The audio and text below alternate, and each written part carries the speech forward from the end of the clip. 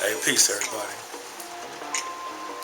Um, been getting a lot of good feedback on my take on what romance is, and I talk about romance being is the ability to be able to see yourself being as lovable.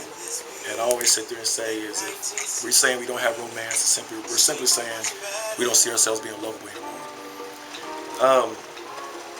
To make it measurable, I want to say there's four basic things or four basic ingredients that shapes romance. One is attraction.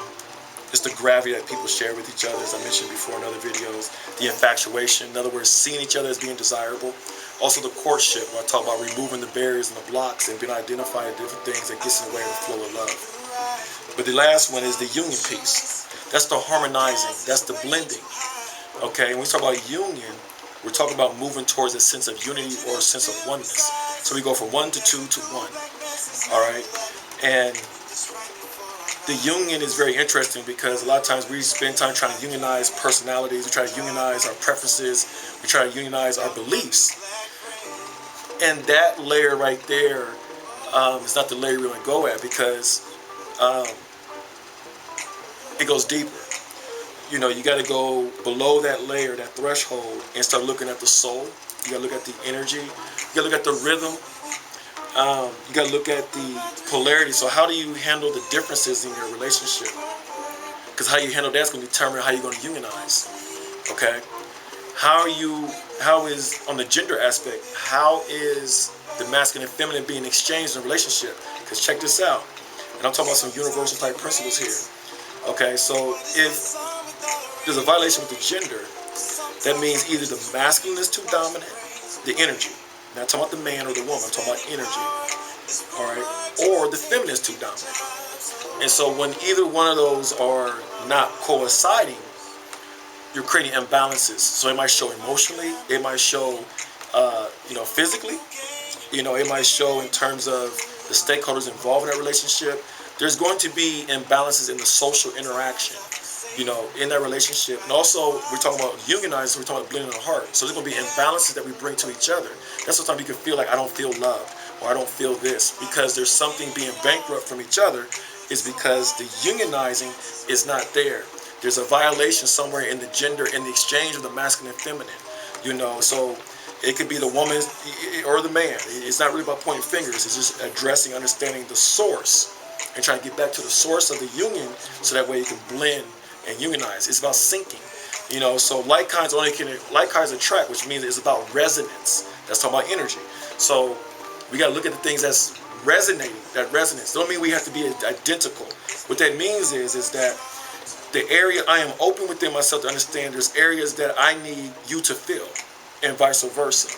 And because I'm open with that and because I'm not blocking that, that means I'm also inviting that. So that means that you have the opposite thing that I need to fill me, and I have the opposite thing that's going to be able to fill you. So that's what some people get caught up in thinking that opposite attracts. Not really. It's just that there's a level of openness for the opposite that my heart, my soul, my energy, that I need, or an ability. And you're able to bring that, and I'm able to bring that to you. Okay?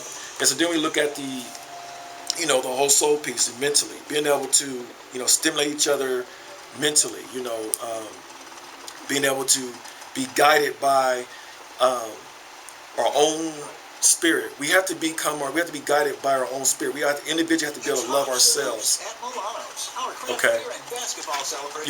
And we have to get to that space where we love our own soul. And to love your own soul means to have wisdom. So that means you have to have insight into yourself. So that means you have to spend time with you.